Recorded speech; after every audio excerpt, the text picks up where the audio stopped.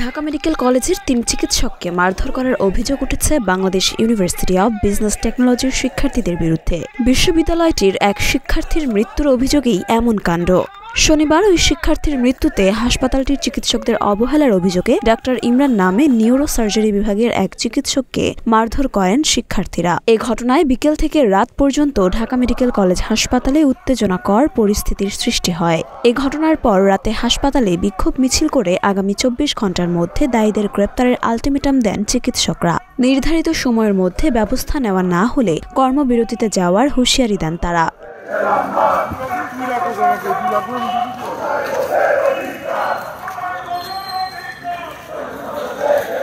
হামলার শিকার চিকিৎসক ইমরান জানান, বিউবিটির ওই শিক্ষার্থীরা কোনো কথা না বলেই ওটি থেকে বের করে ৩ চিকিৎসককে মারধর করেছেন। এ সময় শিক্ষার্থীরা তাদেরকে মারতে মারতে নিউরো সার্জারি ওয়ার্ড থেকে পরিচালকের রুম পর্যন্ত নিয়ে যান বলেও দাবি করেন তিনি। এ ঘটনায় তদন্ত কমিটি গঠন করা হবে বলে জানান হাসপাতালের পরিচালক ব্রিগেডিয়ার জেনারেল আসাদুজ্জামান। দোষীদের বিরুদ্ধে ব্যবস্থা নেওয়া হবে বলেও জানান তিনি। এটা কিন্তু প্রসঙ্গটা এরকম চলে আসে যে তখন কিন্তু আমাদের আর কিছু বলা থাকে না, অ্যাডমিনিস্ট্রেটর। এখন আমরা তো মাঝামাঝি, আমার ডাক্তারের ইন্টারেস্টটাও দেখতে হবে, রোগীর ইন্টারেস্টটাও দেখতে হবে।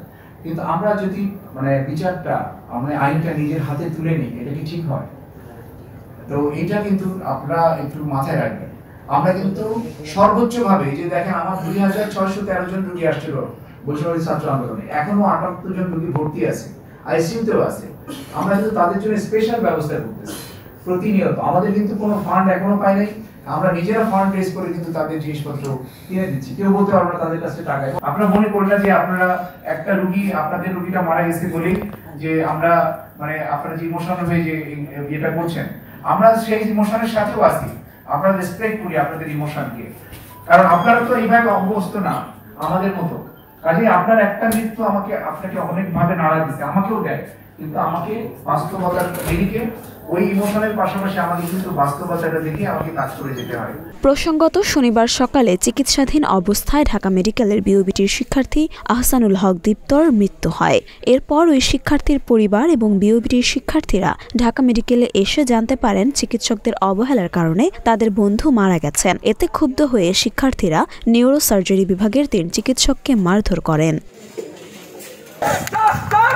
মরিয়ম মিম, ঢাকা পোস্ট।